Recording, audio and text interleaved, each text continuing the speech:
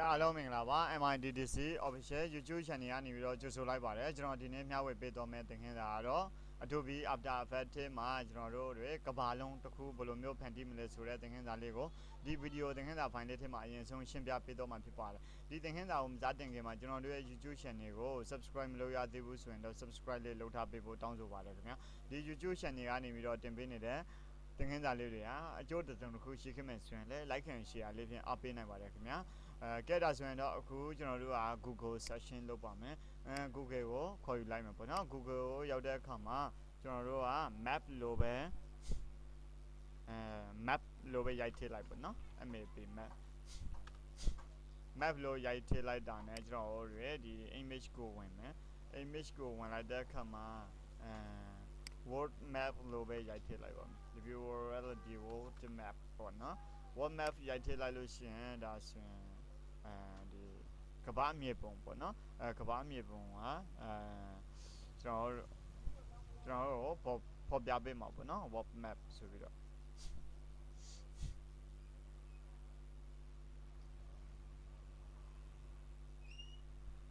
အဲ့ဒီကကျွန်တော်နမူနာတပုံလောက်ပြမယ်ဟာတော့ဒီ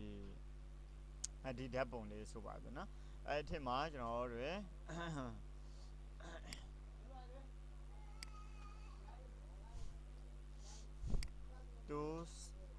tools ထဲမှာကျွန်တော်တို့ကcreative commons license ပေါ့နော် creative commons license ရွေးမယ်ရွေးတော့အဲ့ဒီမှာဒီဒါလေးပေါ့နော်ဒီမြေပုံကိုကျွန်တော်ကနေပြီးတော့ control ရဲ့ click ရဲ့နှိပ်လိုက်တာပေါ့နော် control ရဲ့ click ရဲ့ကိုနှိပ်လိုက်တဲ့အခါမှာကျွန်တော်ကဒီနေရာလေးကိုရောက်တော့မယ်ဒါကကြတော့1280 640ပေါ့နော်ဒီမြေပုံကိုကျွန်တော်ကကြိုက်တယ်ပေါ့နော်ဒီမြေပုံကြိုက်တယ်ဆိုရင်သူကိုright click ထား right click ထားပြီးတော့ save image as နဲ့နေပြီးတော့ကျွန်တော်တို့ကနေပြီးတော့နှိပ်ပေး save image as နဲ့နေပြီးတော့တင်ပေးရမှာပေါ့နော် save image as ကိုနှိပ်မယ်ပြီးရင်တော့ကျွန်တော်ကဒီ computer ဒီ drive ထဲဝင်တယ် Adobe After Effects ထဲဝင်တယ် Adobe After Effects ထဲကိုရောက်တဲ့အခါမှာကျွန်တော်ကဒီပေါ့နော်ဒီ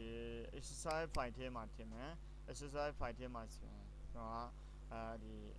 earth map ပေါ့နော် earth map ဆိုပြီးတော့နာမည်ပေးမယ် earth map earth map ပေါ့နော် earth map ဆိုပြီးတော့နာမည်ပေးမယ် save လုပ်မယ်ပြီးရင်ကျွန်တော်ကဒီကနေပြီးတော့ open နဲ့ဖွင့်လိုက်တယ်ဒါဆိုရင်တော့ဒီ earth map ဆိုတဲ့ဒီနေရာလေးကိုရောက်တော့မယ်ပေါ့နော်အဲ့စင်မှာအဲ့နေရာမှာကျွန်တော်က how to make world review orld world ပေါ့နော်how to make world ဒါကဘာလုံးတစ်ခုဘယ်လိုလုပ်မလဲပေါ့နော်အဲ့လိုမျိုးနာမည်ပေးလိုက်မယ်ပြီးရင်ကျွန်တော်ကနေပြီးတော့ဒီထဲကိုဆွဲထည့်လိုက်မယ်ပေါ့နော်ဆွဲထည့်လိုက်တဲ့နောက်ပိုင်းမှာကျွန်တော်ကအဲ့ဒီ world map ကိုမြေပုံကိုကျွန်တော်ကဒီ Adobe After Effects ထဲကိုခေါ်ယူလိုက်မယ်ပေါ့နော် Adobe After Effects project ထဲကိုထည့်လိုက်မယ်Adobe After Effects project ထဲကိုရောက်တော့တဲ့အခါမှာကျွန်တော်ကအဲ့ဒီ After Map ကိုကျွန်တော် folder တစ်ခုနဲ့စောင့်မယ်ပေါ့နော်အဲ့နေရာမှာworld view or အဲ့ဒီ world လိုပဲနာမည်ပေးမယ်ပြီးတော့ composition တစ်ခုယူမယ်ပေါ့နော် composition တစ်ခုယူအဲ့ဒါကိုလည်း review or ဒီ world လိုပဲနာမည်ပေးမယ်ဒီ site တိုင်းပဲ okay ပေးမယ်ဒါဆိုရင်ဒီလိုပုံစံမျိုးတစ်ခုရလာမယ်အဲ့ဒီမှာကျွန်တော်ကဒီ world map ကြက်တာဆိုရင်တော့ world map ကိုကျွန်တော်က composition တွေကိုဆွဲထည့်လိုက်မယ်ဒီလိုမျိုးအနေထားဖြစ်သွားရဆိုရင်သူကိုကျွန်တော်ကအဖက်လေးတစ်ခုထည့်မှာပေါ့နော်အဖက်ကကြတော့shift ရဲ့ space bar ရဲ့နှိပ်ပြီးတော့ကျွန်တော်ရှာလို့ရတာပေါ့နော် shift ရဲ့ space bar ရဲ့နှိပ်ပြီးတော့ကျွန်တော်က60 space ရပေါ့နော် space ဒီကနေပြီးတော့လည်းကျွန်တော်ထည့်လို့ရတယ်လို့ဒီအဖက်ကိုတော့မယ်အဖက်ကနေပြီးတော့ဒီ simulation ကနေပြီးတော့အဲ့နေရာမှာ simulation ကနေပြီးတော့ကျွန်တော်ဒီနေရာမှာ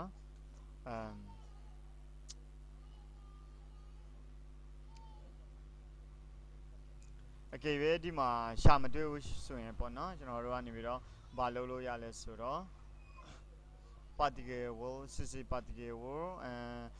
ဒီနေရာနေပြီးတော့ရှာလို့မရရင်ကျွန်တော်နောက်ထပ်တစ်နေရာရှိပါတယ် window ကနေပြီးတော့ window ကနေပြီးတော့ effect and preset ဆိုတဲ့နေရာမှာတော့ပါမယ်နော် effect and preset ဆိုတဲ့နေရာမှာကျွန်တော်ဟာဒီနေရာမှာ 60 sphere ပေါ့နော် 60 sphere ဆိုပြီးတော့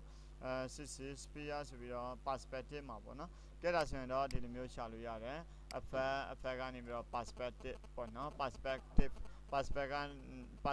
ကနေပြီးတော့ 60 appear ပေါ့နော် 60 appear ဆိုပြီးတော့ကျွန်တော်ဒီလိုမျိုးလေးရှာလို့ရတယ်ကဲဒါဆိုရင်တော့ရှာလို့ရတဲ့ပုံစံကဘယ်နှမျိုးရှိလဲဆိုတော့3မျိုးရှိမယ်နော်ဒီကနေပြီးတော့ 60 sphere ဆိုပြီးတော့ effect and preset ကရိုက်ရှာလို့ရတယ်ပြီးရင်ဒီကောင်လေးကို select မှတ်ပြီးတော့ effect ကနေပြီးတော့effect ကနေပြီးတော့ perspective 60 sphere ဆိုပြီးတော့နှိပ်လို့ရတယ်ဒီကနေပြီးတော့ယူလို့ရတယ်နောက်တစ်ခုက shift ရဲ့ space bar ရပေါ့နော်ဒါကြတော့ blacking သုံးထားတာပေါ့နော်အဲ့ဒီ blacking ကိုလည်းကျွန်တော်ရှာလို့ရတယ်အဲ့လိုပုံစံမျိုးပေါ့နော် blacking နဲ့လည်းရှာပေးလို့ရတယ်60 sphere နော်60 sphere ကိုနှိပ်လိုက်တဲ့အခါမှာဒီလိုမျိုးသူ့ဟာသူ automatic အလုံးလုံးဖြစ်သွားတော့ပေါ့နော်ဒါကြတော့ဘာလို့တာလဲဆိုတော့ဒါကဘာလုံးတွေကိုကျွန်တော်အလွယ်တကူဖန်တီးတဲ့အခါမှာသုံးတဲ့အဖက်ပဲဖြစ်ပါတယ်60 sphere အဖက်ပေါ့နော်ဒီလိုပုံစံမျိုးနဲ့နေပြီးတော့ကျွန်တော်တွေကဘာလုံးအဖက်လေးတွေကိုဖန်တီးလို့ရတယ်နော်ပြီးရင်နောက်ထပ်ကျွန်တော်က right click ထောက်မယ် right click ထောက်ပြီးတော့ new ကနေပြီးတော့ adjustment layer တစ်ခုခေါ်မယ်အဲ့ဒီ adjustment layer ကို enter ခေါက်လိုက်မယ် enter ခေါက်လိုက်ပြီးတော့ stars လို့ပဲနာမည်ပေးမယ် star stars ပေါ့နော်stars ဆိုရင်ဒီနေရာမှာလဲ stars ဆိုပြီးတော့ရှာလို့ရတယ်60 stars 60 starburst ပေါ့နော်60 starburst 60 starburst ကို double click နှိပ်လိုက်အဲ့လိုဆိုရင်ဒီလိုပုံစံမျိုးဖြစ်တော့မယ်အဲ့ခါကျရင်ကျွန်တော်ကအဲ့60 starburst ကိုကဘာလုံးရဲ့အောက်ကိုဆွဲချလိုက်မယ်ဆွဲချလိုက်တဲ့အခါမှာဒီ earth map ကနေပြီးတော့သူကဖုံးသွားတာပေါ့နော်အဲ့ဒီ earth map ကဖုံးသွားတယ်ပြီးရင်ဒီ60 starburst မှာလဲသူကနေပြီးတော့ဒီမှာကျွန်တော်ကြည့်လိုက်မယ်ဆိုရင်ဒီ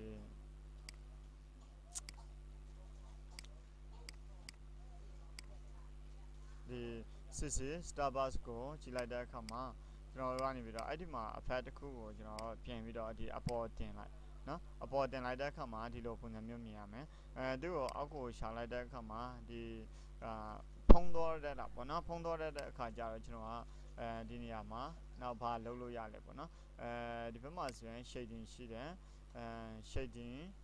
နောက်ပြီးတော့ reflection map က earth ဖြစ်တယ်နော်ဒီဘက်မှာ60 sphere automatic အလုပ်လုပ်နေတဲ့ဟာလေးပေါ့နော်ပြီးရင်ကျွန်တော် adjustment layer အဲ့ဒီ adjustment layer မှာရောဘာတွေပြင်လို့ရလဲပေါ့နော်ဘာတွေပြင်လို့ရလဲဆိုတော့သူ့ကိုကျွန်တော်ကသူ့ကိုအပေါ်တင်မယ်နော်အပေါ်တင်မယ်ဆိုရင်ဒီလိုပုံစံမျိုး60 starburst လေးတွေ scatter ဘယ်လောက်ထားမယ်ပေါ့နော် scatter လေးတွေ scatter အဲ့ဒီ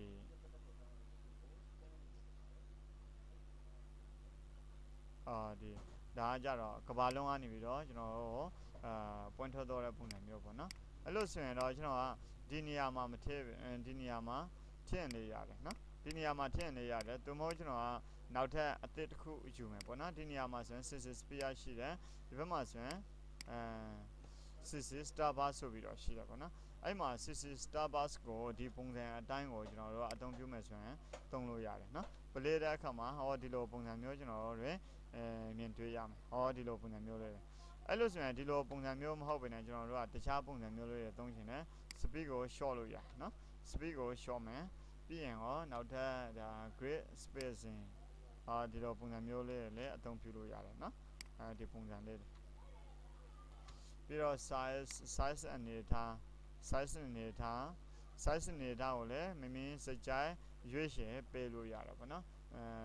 20ဒီလိုပုံစံမျိုးပြီးတော့ speed ကိုမြန်အောင်လုပ်လို့ရတယ်speed ကိုဘယ်လောက်ထိမြန်မလဲပေါ့နော် play ကြည့်မယ်ဒီလိုပုံစံမျိုးလေးတွေပေါ့နော်ပြီးရင်အဲ့မှာ scatter ကိုလိုချင်တဲ့အနေအထားထိကိုကျွန်တော်လုပ်ပေးလို့ရတယ်ကိုလိုချင်တဲ့အနေအထားထိကိုတော့ပေးလို့ရတယ်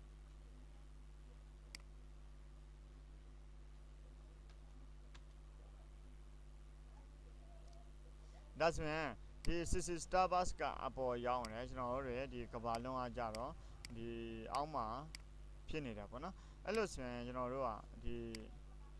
ကဘာလုံးကိုလည်း animation တွေလုပ်လို့ရတယ်နော်ဒီ60 starburst ကိုအောက်မှာရှာလိုက်မယ်အောက်မှာရှာလိုက်ပြီမဲ့သူကနေပြီးတော့ဒီ earth ကနေပြီးတော့ဒါသူ့ကိုဖုံးနေတဲ့ပုံစံမျိုးပေါ့နော်ဖုံးနေတယ်ဆိုရင်တော့ကျွန်တော်တို့က keyboard ပေါ် F4 ကိုနှိပ်မယ်normal ဆိုတဲ့နေရာမှာကျွန်တော်တို့ကဘာလုပ်လို့ရလဲဆိုတော့ဒါ ဒီမှာဆို screen လုပ်လို့ရတယ်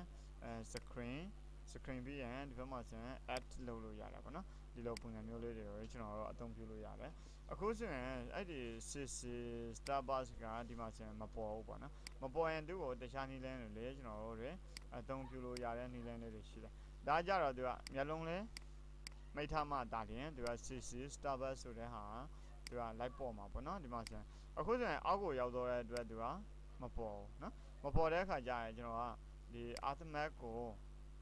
တော့အနေပြီးတော့သူ့ကို normal ထားမယ် normal ထားပြီးတော့ဒီ adjustment ကိုကျွန်တော် screen လုပ်ပေးလိုက်နော် screen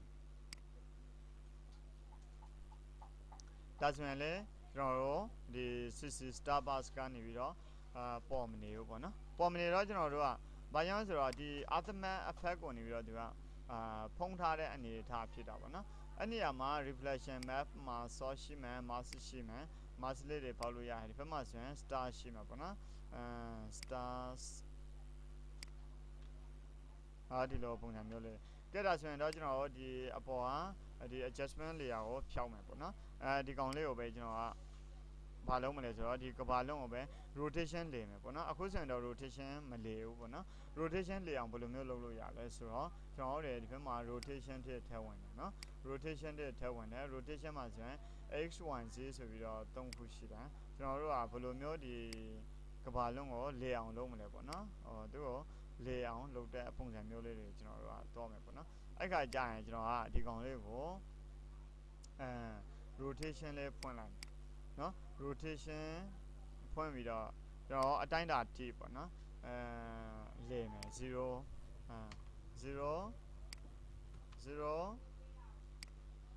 ပေါ့နော်အဲ့ခါကြာရင် play ကြည့်ပါမယ်နော် play တဲ့အခါမှာသူကဖြစ်ဖြစ်လေးသူကဒီကဘာလုံးကလေနေတာကိုတွေ့ရမယ်အဲ့ခါကြာရင်ကျွန်တော်က keyboard ပေါ်က U ကိုနှိပ်မယ် U ကိုနှိပ်ပြီးတော့ဒီဟာလေးတွေကိုကျွန်တော်ကဒီလောက်ထိမြန်ပေးလိုက်မယ်ပေါ့နော်ပြီးရင်8 second မှာ8 second မှာ keyboard ပေါ်က N ကိုနှိပ်မယ် right click ထောက်ပြီးတော့train come to work area လုပ်ပါမယ်ပြီးရင် play ကြည့်မယ်ပေါ့နော် play ကြည့်တဲ့အခါမှာဒီလိုမျိုး rotation လဲနေတာကိုတွေးမြင်ရမှာပဲဖြစ်ပါတယ်နော်ကဲပြီးရင်တော့သူ့ကိုတခါကျွန်တော်ကအနောက်ကိုဆုပ်ထားလို့ရတယ်ပေါ့နော် play ကြည့်ပါမယ် play တဲ့အခါမှာဒီလိုမျိုးကဘာလုံးကဒါလဲနေတာကိုကျွန်တော်တို့တွေးရမှာပဲဖြစ်ပါတယ်ဒါဆိုရင်ကဘာလုံးတစ်ခုကိုကျွန်တော်တို့ရဲ့ဒီ Adobe After Effects မှာဘယ်လိုမျိုးဖန်တီးမလဲ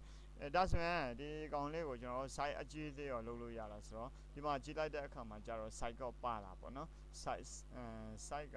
အကယ်၍ဒီ CC Sphere မှာ site မပါဘူးဆိုရင်တော့ကျွန်တော်တို့တွေဘယ်နေရာမှာနေပြီးတော့အကြီးသေးလုပ်လို့ရတယ်နော် shading ပါတယ် specular ပါတယ်နော် specular လေးတွေရောဒီမှာတင်လို့ရတယ်နော်ဒါကြတော့ specular လို့ခေါ်တယ်အဲ့ specular မှာကျွန်တော် short လို့ရတင်လို့ရနော် specular လေးတွေရောနောက် diffuse color ကိုမှောင်မလားလင်းမလားပေါ့နော်ကျွန်တော်ကနေပြီးတော့ဒီကဘာလုံးကိုမှောင်လုပ်လို့ရတယ်လင်းနေအောင်လုပ်လို့ရတယ်ပေါ့နော်ဒါမျိုးလေးတွေ ambient ကတော့ကျွန်တော် shorten လေးတွေကျွန်တော်လိုချင်တဲ့ပုံစံမျိုးလေးတွေရောအလုပ်လုပ်လို့ရတာပေါ့နော်ပြီးရင်ကျွန်တော်တို့က middle နဲ့ပတ်သက်ပြီးတော့လဲကိုလိုချင်တဲ့အနေဒါ specular ကဲဒါဆိုရင်တော့အခုဒီဘက်မှာဆိုရင် middle ရှိတယ် middle ကိုကျွန်တော်တင်လို့ရတယ် middle နောက်ပြီးတော့ reflective ပေါ့နော် reflective ကိုကျွန်တော်လိုချင်တဲ့အနေအထားလေးတွေကိုကျွန်တော်တို့ပြင်လို့ရတယ်ဒါကြ reflective ကကြတော့ကျွန်တော်တို့အတွက်ကြတော့မလိုအပ်ဘူးလို့ထင်တယ်ဘာလို့လဲဆိုတော့သူကလေပန်းနေတဲ့ပုံစံမျိုးကိုသူကအသေးလို့ပြင်းနေပေါ့နော် reflective ကို short မယ်ပေါ့နော် reflective short လိုက်နော်ဒီဘက်မှာဆိုရင် mask ရှိမယ် source ရှိမယ်ပေါ့နော်ဒါလေးတွေကလည်းကိုကကြိုက်သလိုရွေးချယ်ပိုင်ခွင့်ရှိတာပေါ့နော်ဒီလိုပုံစံမျိုးလေးတွေနော်ကဲပြီးရင်ဒါကကြတော့ဒီလိုမျိုးပဲလေခွင့်ရှိတာလားသူ့ကိုနေပြီးတော့ကျွန်တော်ဖြတ်လိုက်ရင်မှသူ့ကိုဘယ်လောက်ထိပေးလေမလဲပေါ့နော်rotation ထည့်ဝင်မယ် rotation ထည့်ဝင်ပြီးတော့ဒါ360နော်ဒီကောင်လည်း360ပြီးရင်ဒီကောင်လေးကိုလည်း360အဲ့လိုမျိုးလေးပေးလို့ရနော်ပလေးကြည့်တဲ့အခါမှာဒီလိုပုံစံမျိုးဒါဆိုရင်အရန်မြန်တယ်လို့ခံစားရမှာပေါ့နော်ကျွန်တော်တို့ကသူ့ကိုနှေးအောင်လုပ်လို့ရတယ်နော်သူ့ကိုအတန်းနိုင်ဆုံးနှေးအောင်လုပ်မယ်ဆိုရင်တော့ကျွန်တော်တို့အခုနကဒီကောင်လေးတွေကို short လိုက်မယ်နော်90လောက်ပဲလေမယ် depth ပလေးကြည့်မယ် ဒီလိုပုံစံမျိုးတွေလည်းကျွန်တော်လိုချင်တဲ့အခါကျတော့ဒါရတာပေါ့နော်ဒါမဲ့ကျွန်တော်တို့ကအဲ့လိုပုံစံမျိုးကိုကျွန်တော်တို့ကမယူတော့ဖြတ်မယ်ဖြတ်တော့အဲ့နေရာမှာ90ပြီးရင်အကေပဲဒီမှာကျွန်တော်တို့ကဒီလိုပုံစံမျိုးလည်မယ်ဆိုရင်တော့ဒီ x မှာ90ပေါ့နော်အကေပဲအဲ့ဒါလေးကိုမယူကျွန်တော်ကဒီ rotation y မှာ90ထားမယ်ဆိုရင်rotation y ဒီလိုပုံစံမျိုးလည်မယ်နော်ဒီလိုပုံစံမျိုးကဲဒါဆိုရင်တော့သူ့ကိုဖလက်ကြည့်လိုက်တဲ့အခါမှာဒီလိုမျိုးလည်ပတ်နေတာကိုတွေ့ရမှာဖြစ်ပါတယ်ဒါကြတော့ကျွန်တော်တို့ဒီကဘာလုံးပုံသဏ္ဍာန်ကိုနေပြီးတော့လွယ်လွယ်ကူကူဒီ Adobe After Effects မှာနေပြီးတော့ကျွန်တော်တို့ချိတ်သုံးတာပဲဖြစ်ပါတယ်အကယ်၍ဒီ sphere ကိုsphere ကိုကျွန်တော်တို့ကနေပြီးတော့ဖြောက်မယ်ပေါ့နော်ဒီအဖက်လေးကို꿰ထားလိုက်တဲ့အခါမှာဒီအဖြူရောင်သားလေးပေါ့နော်အဲ့ဒီအဖြူရောင်သားလေးကိုကျွန်တော်တို့ကမလိုချင်ဘူးဆိုရင်ကျွန်တော်တို့ကဘာနဲ့လုပ်လို့ရလဲဆိုတော့နောက်ထပ်key မှာဆိုရင်ဘယ်နှခုရှိလဲဆိုတော့color key linear key light ပေါ့နော်color difference key ဥပမာ color difference key ကိုကျွန်တော်ကနေပြီးတော့ဒီအဖက်ထဲမှာထည့်လိုက်နော် color difference key မှာဆိုရင်key color ကကြတော့ကျွန်တော်ကအဖြူကိုရွေးထားပေးမယ်အဖြူကိုရွေးပြီးတော့ကျွန်တော်တို့ကနေပြီးတော့ဖြောက်လိုက်မယ်နော်ဖြောက်လိုက်မှကျွန်တော်ကနေပြီးတော့ဒီကောင်လေးကိုဖွင့်လိုက်နော်ဖွင့်လိုက်တဲ့အခါမှာဒီလိုပုံစံမျိုးကျွန်တော်တို့ကမြင်တွေ့ရနော်ဒါဒီလိုမျိုးဖောက်ထားတဲ့ပုံစံမျိုးတွေဖြစ်တော့တာပေါ့နော်အဲ့လိုဆိုရင်ကျွန်တော်တို့ကနေပြီးတော့သူ့ကိုဒီပုံစံမျိုးသုံးချင်တာလားသို့မဟုတ်ဒီဘက်မှာဆိုရင်ကျွန်တော်တစ်ခုခုကိုဖြည့်မယ်ပေါ့နော်ဖြည့်ရှင်တယ်ဆိုရင်ရောဖြည့်လို့ရသလားပေါ့နော်ဖြည့်မယ်ဆိုရင်အနေထားလေးဥပမာ white ကဒီလိုပုံစံမျိုးဖြစ်နေတယ်ပြီးရင်ကျွန်တော်ကဒီမှာ white အနေထားပေါ့နော်အဲ့ဒါလေးတွေကိုကိုလိုချင်တဲ့အနေထားလေးတွေကိုကျွန်တော်ကလုပ်ပေးလို့ရတယ်ပြီးရင်တော့ဒီ sphere မှာဒီကောင်လေးကိုကျွန်တော်ကဖြတ်ချင်တယ်နော်အဲ့ကောင်လေးကိုမလိုချင်တော့ကျွန်တော်ကတခြားနည်းလမ်းတွေသုံးလို့ရတယ်ပေါ့နော်ဒါကြတော့မိမိစိတ်ကြိုက်ကိုကဘယ်လိုပုံစံမျိုးအသုံးပြုရှင်လဲဘယ်လိုပုံစံမျိုးလိုချင်လဲနော်ကျွန်တော်ကတော့ဒီ sphere ဆိုတဲ့နည်းလမ်းလေးကိုကျွန်တော်ကလုပ်ပေးတာဖြစ်ပါတယ်နော်ဒီ sphere ဆိုတဲ့နည်းလမ်းလေးကဒီကဘာလုံးဖန်တီးတဲ့အခါမှာမြေပုံလေးတွေဖန်တီးတဲ့အခါမှာကျွန်တော်တို့အတွက်အရန်အသုံးဝင်တာကိုတွေ့မြင်ရမှာပဲဖြစ်ပါတယ်ကိုယ့်ရဲ့ logo ကိုကျွန်တော်တို့ကနေပြီးတော့ဒီကဘာလုံးလေပတ်နေတဲ့ပုံစံမျိုးနဲ့နေပြီးတော့ဖန်တီးရှင်တယ်ပေါ့နော်အဲ့လိုပုံစံမျိုးဆိုရင်တော့ကျွန်တော်တို့ကနေပြီးတော့ဒီ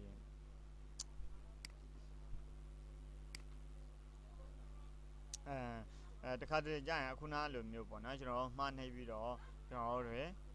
ဒီ Adobe After Effects ကိုသူက crash လုပ်လိုက်တာပေါ့နော်သူကသူဆက်ကမနိုင်လို့ပဲဖြစ်စေတခုခုပေါ့နော်အဲ့ဒါကြောင့်ဖြစ်စေသူကပိတ်သွားတယ်လားပေါ့နော်အဲ့ခါကျရင်ကျွန်တော်တို့က save မလုပ်ထားဘူးဆိုရင်ကျွန်တော်တို့အသုံးပြုနေတဲ့ project ကပြန်ရလာမှာမဟုတ်ဘူးပေါ့နော်အဲ့ဒါကြောင့်မလို့ Adobe After Effects ကိုအသုံးပြုတယ်ဆိုရင်set နိုင်သည်ဖြစ်စေမနိုင်သည်ဖြစ်စေသူက